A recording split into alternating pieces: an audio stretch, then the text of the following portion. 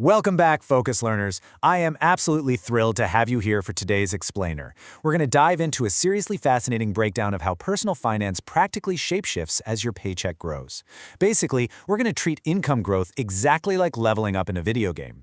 In the early levels, you're playing pure financial defense. But as you progress and level up that income, the whole game changes, eventually moving into advanced tax efficiency and capital preservation. The strategies that get you through level 1 are definitely not the same strategies that'll help you beat the final boss. Okay, let's dive into this. Here is our roadmap for today. We'll kick things off with the new income reality, then systematically move through the 50K, 100K, and high earner brackets before finally figuring out exactly where your personal finish line is. So, starting us off, Part 1, the new income reality. We really need to address the shifting financial goalposts we're all dealing with right now, because those old income milestones we used to celebrate, they just don't hit the same way anymore. Back in 2016, the median household income was sitting right around $59,000. That meant a $100,000 salary was a whopping 40% higher than the median. If you made six figures back then, you felt pretty rich. But today, well, the median household income has jumped to roughly $84,000. That means a $100,000 salary is now barely 20% above the median. It perfectly explains why hitting six figures today often just feels fine. It's an incredible accomplishment for sure, but the ground beneath our feet has completely shifted. Moving right along to Part 2, 50K, Foundation and Defense. Let's transition into Level 1, the $50,000 income bracket. At $50K, after taxes, your take-home pay is right around $3,400 a month. Because your margins for survival are pretty tight here, the game is entirely about defense. If you divide your $50,000 salary by a standard 2,000 working hours in a year, your time is worth exactly $25 an hour. Now, what's really interesting about this is that the highest return on investment move for you usually isn't grinding out a weekend side hustle like DoorDash or Uber. Actually, your best move is gaining certifications or credentials to permanently increase your salary, because moving your baseline pay from $50K to $60K is going to be worth far more over your lifetime than driving on the weekends. To build that rock-solid foundation, you absolutely must allocate your money in a very specific sequence. You have to give every single dollar a job. Here are the 4 exact steps you need to take at this level to set yourself up for real wealth later. You've got to kill high-interest debt, snag that employer 401k match, build an emergency fund, and finally, fund a Roth IRA. Let's break these down. First up, you have to destroy high-interest debt. And yes, that includes those sneaky buy now, pay later apps like Klarna or Affirm. They totally trick you into committing your future income, stacking up hundreds of dollars of tiny obligations.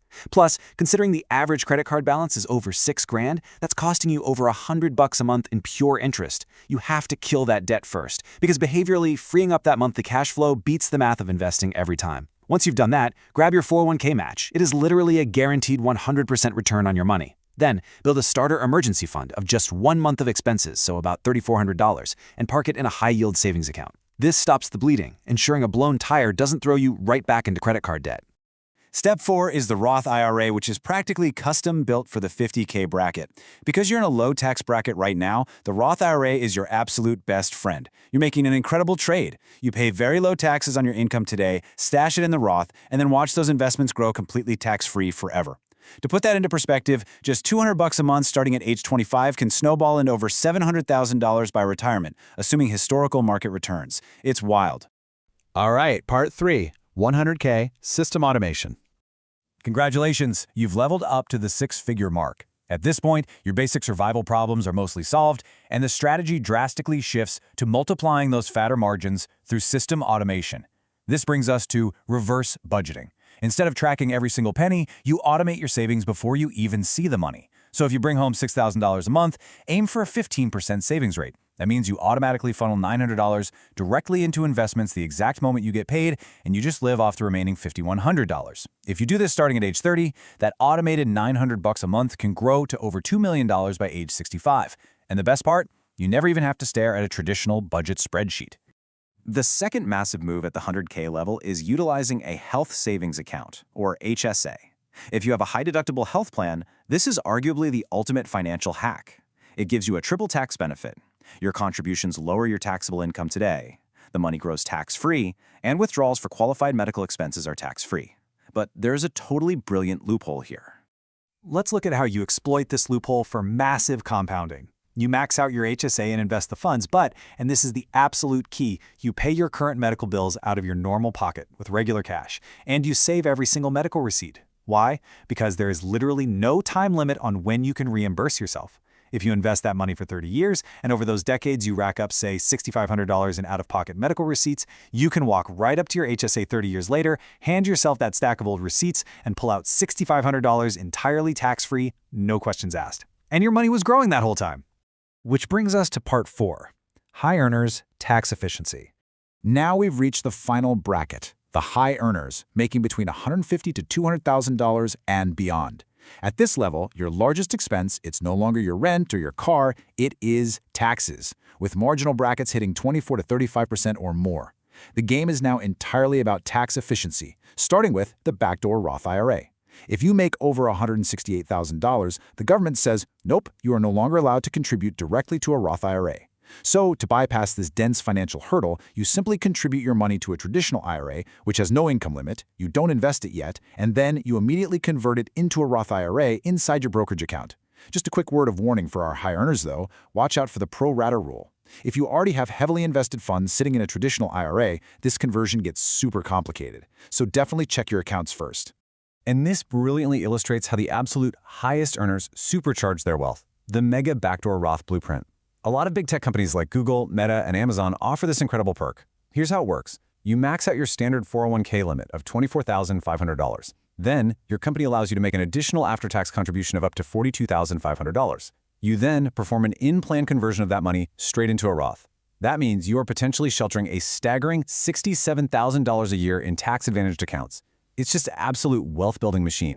Now, when you're a high earner, how you invest matters just as much as how much you invest. There's a popular playbook from the Henry Finance Reddit community for high earners under age 50 that suggests keeping around 85%, sometimes even up to 100% in heavy equities, with the remainder in alternatives or international ETFs. Because you're in your peak wealth generation phase right now and have a super long time horizon, you can totally afford to take on heavier equity risks to maximize your growth. But watch how the strategy pivots as you age. Once you cross 50, you've accumulated significant wealth, and the goal shifts from purely generating wealth to actually protecting it. You reduce your equity exposure down to roughly 65% and allocate 35% into capital preservation assets to reduce volatility. Because, let's face it, you don't want a sudden market downturn wiping out the wealth you just spent 30 years building right before you're about to retire. Another massive factor for high earners is RSUs, or restricted stock units. A huge percentage of people earning over $150,000 get there through stock-based compensation. But here is the trap. RSUs are taxed as ordinary W-2 income the exact moment they vest, regardless of whether you actually sell them. If you hold on to them and the stock price goes up, you are going to owe capital gains tax on top of the income tax you already paid. That's exactly why the default high earner move is often to just immediately sell the RSUs upon vesting. This allows you to diversify your portfolio, keeping you from having more than a third of your net worth tied up in a single company while totally avoiding those extra capital gains taxes. Finally, high earners really must optimize for both ends of their career timeline. Maxing out a traditional 401k saves you roughly $8,000 to $9,500 in taxes right now while you are in a super high tax bracket. But pairing that with a backdoor Roth, that gives you a bucket of completely tax-free income for when you eventually retire. Having both pre-tax and post-tax accounts is the golden combo, guys. You defer taxes when your rates are highest today, and you get to enjoy tax-free withdrawals later. You're basically winning on both ends. Let's move to part 5 and see how this all builds together, finding your finish line. So, we've talked about defense, automated systems, and abstract tax laws, but what is it all actually for? At some point, you gotta look at all these strategies and ask yourself, when are you actually done? To find your finish line, we use the famous 4% rule, but we write it backward. Take your annual spend and multiply it by 25. That right there is your financial independence number. For example, if you spend $60,000 a year, your finish line is exactly $1.5 million. Once you know this specific number, every single financial decision you make becomes infinitely easier because you can just work backward from that goal. And honestly, here is the truly fascinating truth of personal finance. Your retirement date does not actually depend on the size of your income. It depends entirely on your savings rate. Think about it. If you save 20% of your income, you have 37 working years left until retirement. But if you manage to save 50%, it drops to just 17 years. Why? Because a high savings rate naturally forces you to live on less. meaning your required cost of living is lower, which dramatically shrinks the total amount of money you actually need to reach financial independence. It's a double win. Okay, I'm breaking the fourth wall here because I really want you to actively do this. Consider this your homework for today's explainer. I want you to calculate your actual annual spend, multiply it by 25, and literally write that number down on a piece of paper. Play around with the math. See how reducing your yearly expenses by just $2,000 or increasing your income by $10,000 radically shifts your finish line. So I'm going to leave you with this final thought to carry with you today. What exactly is your financial independence number? And more importantly, looking at the strategies we just mapped out for your specific income level, what will you change today to reach it sooner?